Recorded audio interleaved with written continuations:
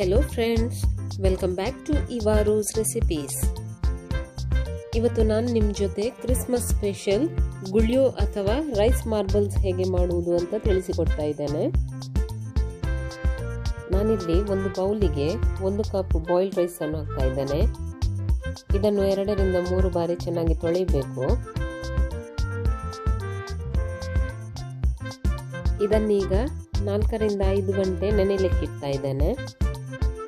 ಇದು ಚೆನ್ನಾಗಿ ನೆನೆಯಬೇಕು.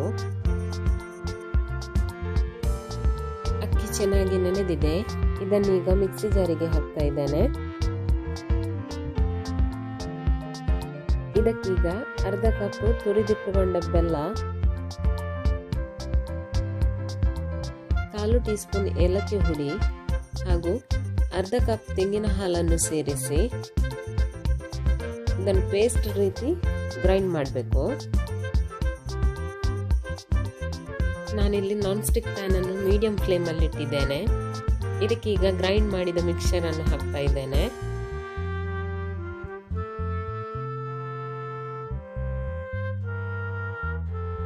ಗ್ಯಾಸ್ ಅನ್ನು ಮೀಡಿಯಂ ಫ್ಲೇಮ್ ಅಲ್ಲಿ ಇಟ್ಟು ಇದನ್ನೀಗ ಚೆನ್ನಾಗಿ ಮಿಕ್ಸ್ ಮಾಡಬೇಕು.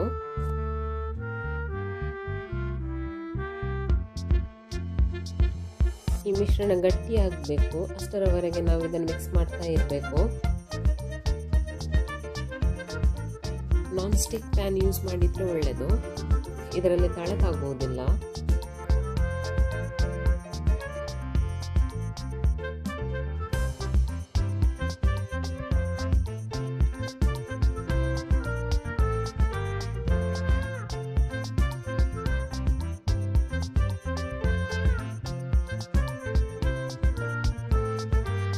ನೋಡ್ಬೋದು ನೀವು, ಈ ಮಿಶ್ರಣ ಗಟ್ಟಿ ಆಗ್ತಾ ಬರ್ತಾ ಉಂಟು.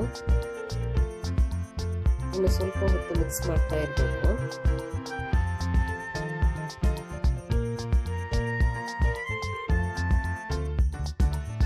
ಇಷ್ಟ ಆದ್ರೆ ಸಾಕು.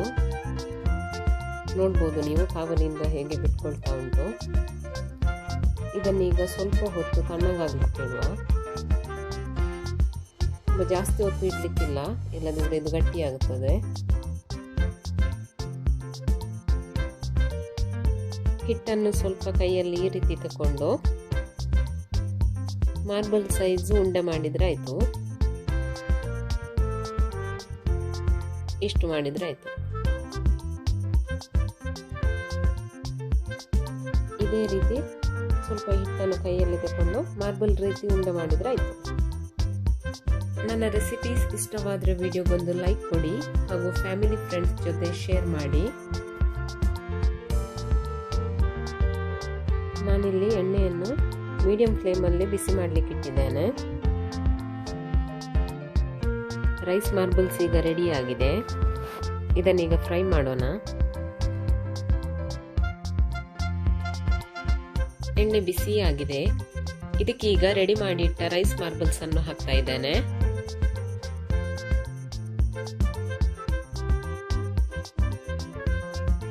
ಇದು ಚೆನ್ನಾಗಿ ಫ್ರೈ ಆಗಬೇಕು ಹಾಗೂ ಇದರ ಕಲರ್ ಸ್ವಲ್ಪ ಚೇಂಜ್ ಆಗಬೇಕು.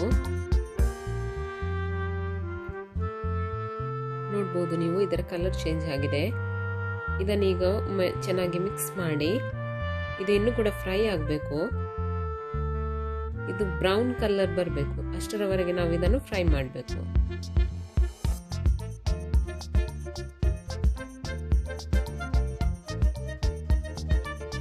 ಇಷ್ಟು ಫ್ರೈ ಆದ್ರೆ ಸಾಕು.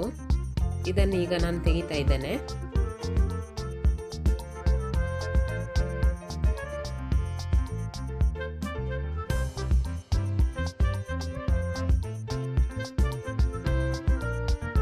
ಇದೇ ರೀತಿ ಉಳಿದ ಮಾರ್ಬಲ್ಸ್ ಅನ್ನು ಕೂಡ ಫ್ರೈ ಮಾಡಬೇಕು.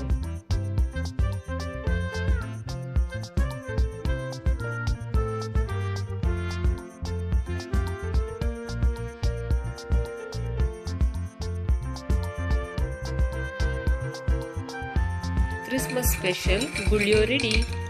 ನೀವು ಟ್ರೈ ಮಾಡಿ ಹೇಗಾಗಿದೆ ಎಂದು ನನಗೆ ಕಮೆಂಟ್ ಮೂಲಕ ತಿಳಿಸಿ. Thank you.